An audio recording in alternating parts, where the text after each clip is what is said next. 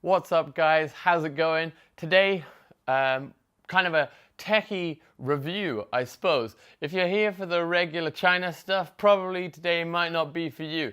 Because today, basically, I want to have a look and see which lens, out of the lenses that I have for my A6300, are best for vlogging, or what are they like for vlogging? What is each one of them like? So I'm going to see specifically which lens is good for vlogging, or what kind of looks you get from each lens. So basically, a lot of the time recently, I've been filming on either my Canon G7X Mark II, which is the one I'm filming on now, my phone, or a GoPro, simply out of convenience because they're super easy to carry. But I've been neglecting my A6300, which is an amazing camera. I recently did a send-off video for one of my friends, and the results you can get from the A6300 is absolutely amazing. So I also have this beast right here, the Zhiyun Grain Plus.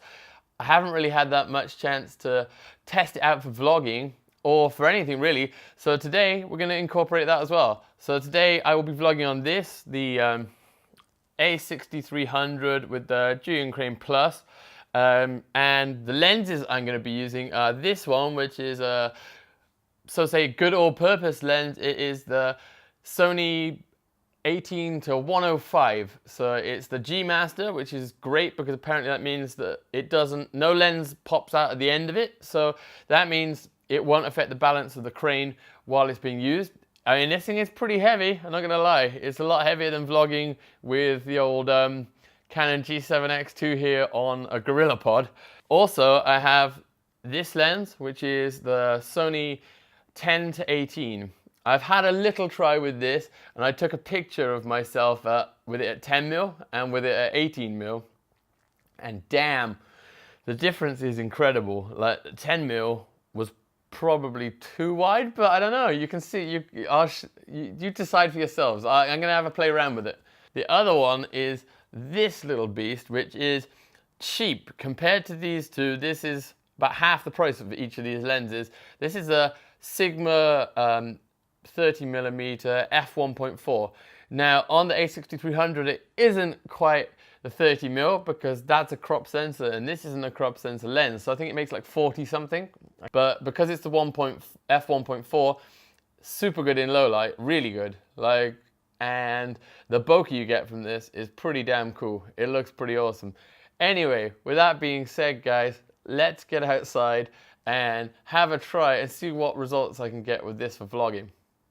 Right, so I plan to go somewhere actually pretty cool and try this out, but it looks like it might actually rain in a little while, so I don't want to go too far because I'm going to get my camera equipment wet, and So anyway, just going to quickly do this out along the path out by my house here.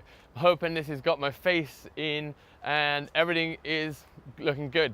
The problem with the A6300 is it doesn't actually have a flip around screen. So I'm just hoping this has got the autofocus is on and it's got my face nicely. So I think the only usable range would be 18. But then on the other hand, if I wanted to now turn around, flip this round, go do some B-roll shots and get some further distance, I've got that extra focal length. I can go all the way up to 105. So I think this lens is a pretty good all-round one, but I don't know if it's wide enough to get this for actually vlogging, doing the actual talking part. Right, so here we go. This is the 10-18 and I've got it set. I tried when I took the pictures, that was on 10 and I thought that was a bit too wide. So this one is on 14, just to see what that's like. I mean, I'm gonna have another try in a minute if it's too wide.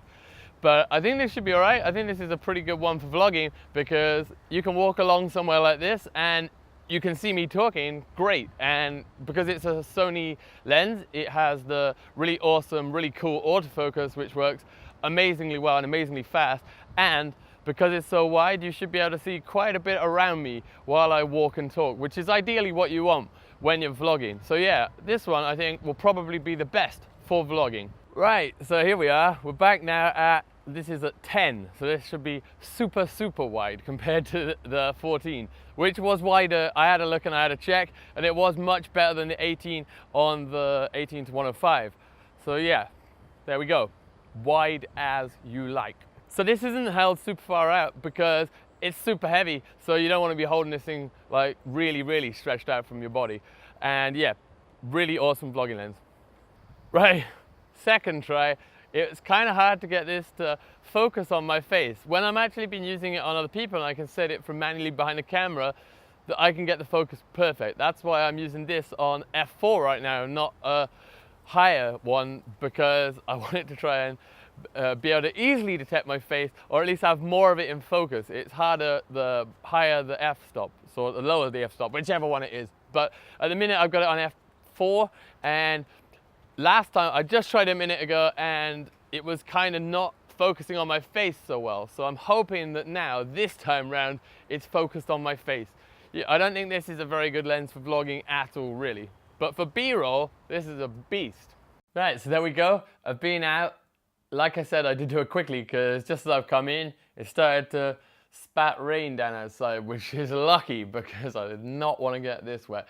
Anyway, it's the first real time I've used the Crane Plus and any electronic gimbal per se, apart from the Osmo Mobile, which is a completely different beast to this. So it took me a little while getting used to the balancing. That being said, the 18 to 105 was okay. It sat on there nicely. You do have the ability, if you've only got one lens, you don't want to take lots of lenses, the 18 to 105 is the boy for you, because you can get away with vlogging at 18, and then you can also use the full focal range from 18 to 105 for all your B-roll. Then again, if you've got vlogging lenses versus B-roll lenses, I would take all three because they all have their place. The 18 to 105, you can get your long shots. That's pretty good. You can also use it to compress the background because it's only f4, so if you go right in at 105 and go back from your subject, you get the compressed background and a nice bokeh. The 10 to 18 is just the best vlogging lens ever. I mean, it works still at 18, you can see it works nicely at 14, but at 10, it was just dope. And also just great for gimbal shots for some awesome like wide stuff. But as you saw there, for actual vlogging, the Sigma 30mm is a 100% definite no.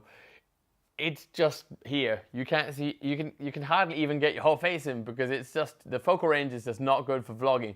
That being said though, for B-roll and for getting your bokeh out stuff, it is amazing. So I used the Sigma at nighttime for a friend's send-off video, and you got a lovely bokeh background. In low light, it's great. So the Sigma is a B-roll beast. So I would go as far as to say these three lenses are your perfect A6300 kit. I'm now fully committed to trying to use this for absolutely everything. And I think with these three lenses, it's totally possible. Sorry about that, guys. Camera just ran out of battery over there, so I had to go and change it, and then I messed up some of the settings on the camera.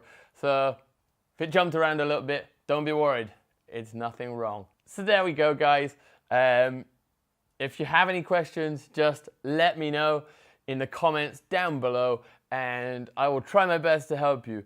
Thank you for watching, and see you next time, guys. Bye-bye.